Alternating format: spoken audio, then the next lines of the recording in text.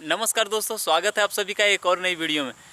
दोस्तों, बचपन में पहले मैं दादी और मम्मी से कहानी सुना करता था कि 7 भाइयों ने मिलकर एक बहन को मार दिया था और उसके मांस को पकाकर खा लिया था। शायद आपने भी ये कहानी ज़रूर सुनी होगी। पहले मैं सोचता था कि ये कहानी शायद काल्पनिक है, लेकिन ये कहानी काल्पनिक नहीं है, बल्कि ये कहानी सत्य घटना पर आधारित है। और ये घटना जहाँ पे घटी है वो ये जगह है, और आज मैं उसी जगह पे आया हूँ जहाँ पे ये घटना घटी हुई थी। तो दोस्तों, आज मैं इस वीडियो में इस कहानी को एक्सप्लोर करूँगा ही, साथ ही उस घटना से जुड़ी कुछ सबूत भी है जो अभी भी मौजूद है। ये देख सकते हैं, यहाँ पे लिखा हुआ है प्राचीन मुंडा धर्म सतयुगी बिंदु बसायर। और ये वही जगह है जहाँ पे 7 भाइयों ने मिलकर एक बहन को मार दिया था और उसके मांस को पका लिया था। और इस वीडियो में हम उसकी कहानी को पूरी तरह से जानेंगे। और ये गांव जो है वो ठाकुर गांव में पड़ता है, जो कि रांची से 25 किलोमीटर की दूरी पर स्थित है। दोस्तों, ये कहानी कहने से पहले मैं आपको एक बात बता दूं कि झारखंड के खोरठा लोक कथा में 2 कहानी काफ़ी फेमस है। 7 भाई एक बहन और दूसरा है 7 भाई बहन।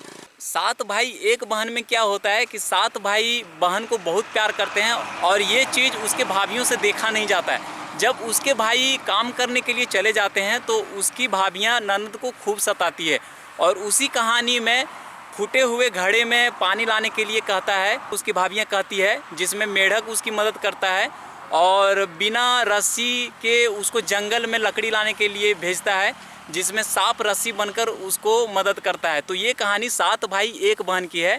और दूसरी कहानी जो है 7 भाई बहन, जो कि ये सत्य घटना पर आधारित है और ये इसी जगह पर घटित हुई थी। और ये कहानी झारखंड के खोरठा लोक कथा में भी इसे शामिल किया गया है, और इनके जो लेखक हैं वो है डॉक्टर गजाधर महतो प्रभाकर। तो दोस्तों, ये कहानी उस समय की है जब जंगल में रहने वाले लोग जब गुफाओं और जंगल से निकलकर झोपड़ी में रहना सीख गए थे और थोड़ी बहुत खेती बाड़ी भी करना सीख गए थे। तो उस समय क्या था कि 7 भाई और एक बहन एक छोटे से घर में रहते थे, और भाई काम काज करते थे और बहन घर में अकेली रहती थी, उनकी मम्मी पापा नहीं थे। तो एक दिन क्या हुआ कि उसके भाइयों को साग खाने की इच्छा हुई, और बहन को साग भात बनाने के लिए बोलकर उसके भाई काम के लिए निकल गए। अब उसकी बहन जब साग काट रही थी तो साग काटते वक्त उसकी उंगली कट गई, और उसकी उंगली से 3-4 खून की बूंदें टपक कर साग में मिल गई। अब बहन के पास उतना टाइम नहीं था कि वो दोबारा से साग ला सके, इसीलिए उसने उंगली में लगी खून को साग में पोंछ दिया और साग को वैसे ही बना दिया। अब दोस्तों, जब शाम को उसके भाई जब काम करके वापस आते हैं तो वो जब खाना खाने बैठते हैं तो साग उन्हें बहुत ही टेस्टी लगती है, और इतनी टेस्टी लगती है कि वो ज़िंदगी में कभी ऐसा टेस्टी खाना नहीं खाया था। और उसने अपने बहन को पूछा, साग में आखिर ऐसा क्या चीज़ डाल दिया कि साग इतना टेस्टी है। अब उसकी बहन ये घटना को अपने भाइयों से नहीं बताना चाहती थी, लेकिन जब उसके भाई डांट कर पूछे तो उन्होंने सब कुछ बता दिया कि कैसे कैसे वो कटी थी और खून की बूंदें साग में लग गई थी। अब उसकी बहन ये सोच कर दुखी थी कि भाई उसके बारे में क्या सोचेंगे, कितना दुखी होंगे, लेकिन यहाँ कुछ उल्टा ही था। भाइयों के मन में कुछ शैतानी आइडिया उपज गया।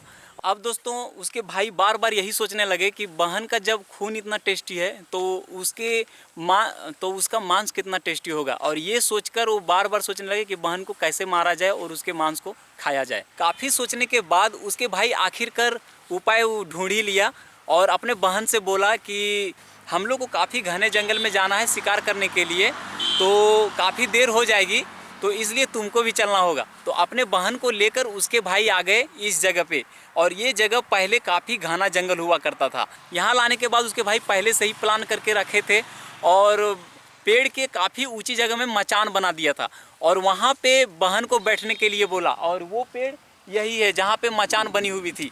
और मचान में बैठाने के बाद उसके भाई बहन से बोले कि यहाँ पर काफ़ी घना जंगल है, तो बड़े बड़े जानवर यहाँ रहते हैं, तो तुमको कोई नुकसान ना हो, इसलिए तुम ऊपर चढ़ के बैठ जाओ। और जब उसकी बहन ऊपर चढ़कर बैठ गई, उसके बाद उसके भाई छुप छुप कर वहाँ से तीर चलाने लगे। तीर चलाते देख के उसकी बहन बोलने लगी कि भैया ये क्या कर रहे हैं। उसके भाई बोलने लगे कि नहीं बहन, हम तुमको नहीं मार रहे हैं, पेड़ के ऊपर में एक चिड़िया बैठा है, हम उसको मार रहे हैं। लेकिन बार बार उसके भाई जब तीर चलाने लगे तो उसकी बहन इस चीज़ को समझ गई, और वो रोने लगी, और रो रो के करुण आवाज़ में भाई लोग से बोलने लगी कि ना बिंद दादा ना बिंद, हम है तोर दुलार बहन और काहे भेले बैठ दादा। मतलब इसका मतलब है कि वो बहन उस अपने भाइयों से बोलने लगी कि मत मारो भाई, मुझे मत मारो, हम तुम्हारा दुलारी बहन है और क्या दुश्मनी मेरे से हो गई कि तुम लोग हम पर तीर चला रहे हैं। लेकिन इस बात का और उसके रोने का कोई भी असर उसके भाइयों को नहीं हुआ। लेकिन जो उसका छोटा भाई था वो अपने बहन से बहुत ही प्यार करता था और वो ऐसा नहीं करना चाहता था, इसलिए जानबूझकर वो तीर बहन को नहीं मार रहा था, इधर उधर मार रहा था।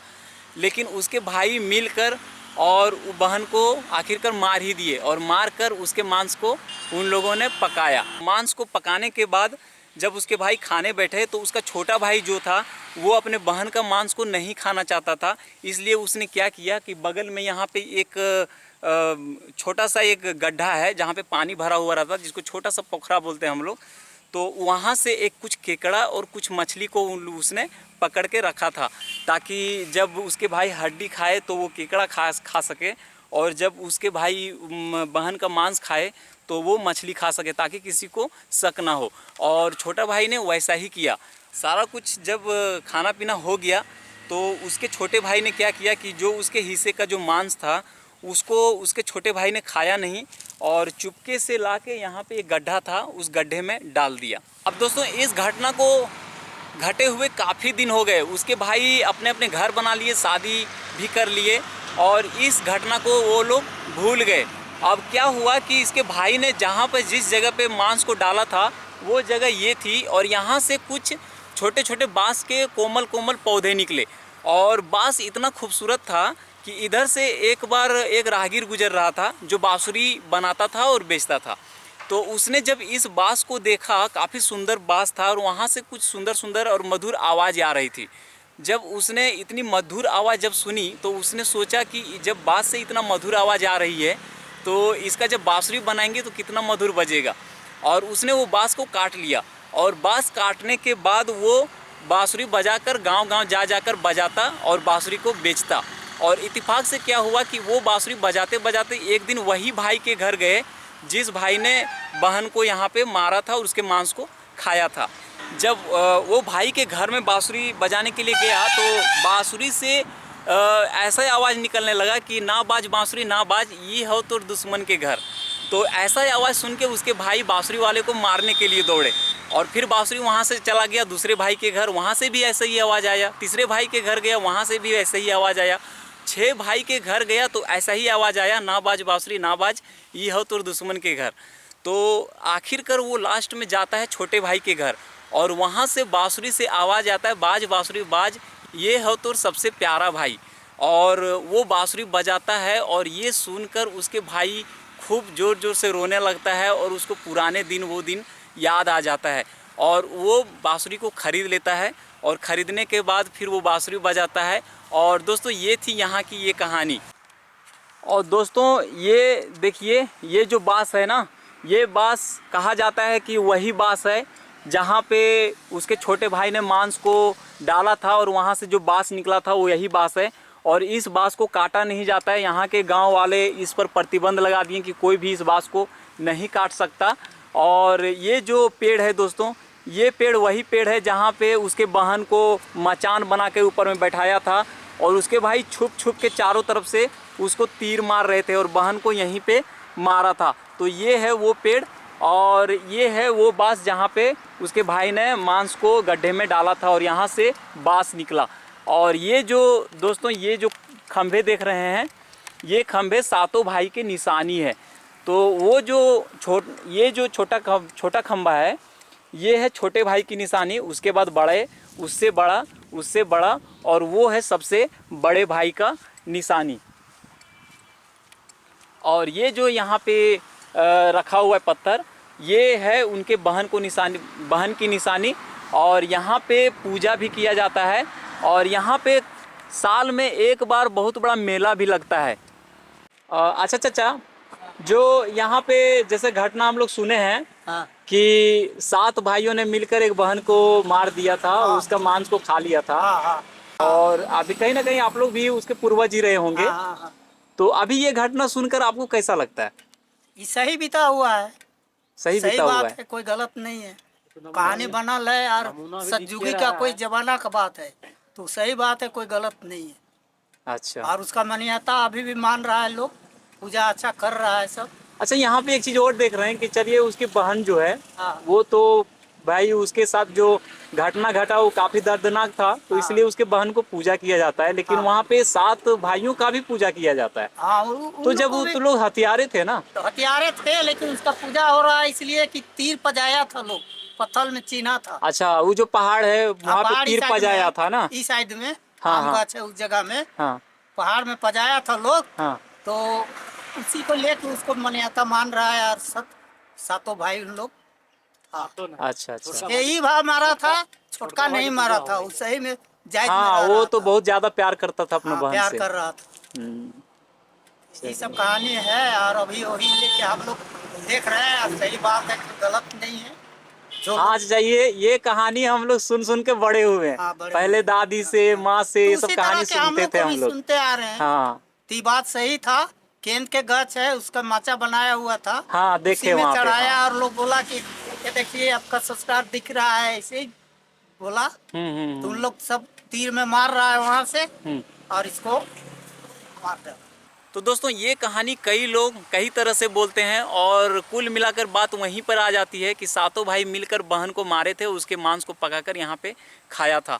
तो ये है वो जगह और सत्य घटना पर आधारित ये जगह है। दोस्तों, ये कहानी आपको मैंने जैसे बताई, सटीक इसी तरह कहानी मैं अपने माँ से और दादी से सुना करता था।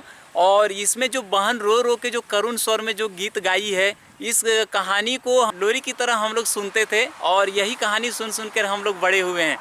और ये कहानी आपको झारखंड के खोरठा लोक कथा में भी आपको देखने को मिल जाएगा, जिनके लेखक हैं डॉक्टर गजाधर महतो प्रभाकर। तो दोस्तों, आपको ये कहानी कैसी लगी और ये कहानी आपने सुनी है या नहीं, कमेंट में ज़रूर बताइएगा। और इसी प्रकार की और भी वीडियो देखने के लिए आप हमारे चैनल से ज़रूर जुड़िएगा। और मिलते हैं अगले वीडियो में नए लोकेशन के साथ। तब तक आप लोग हंसते रहिए, मुस्कुराते रहिए। जय हिंद दोस्तों।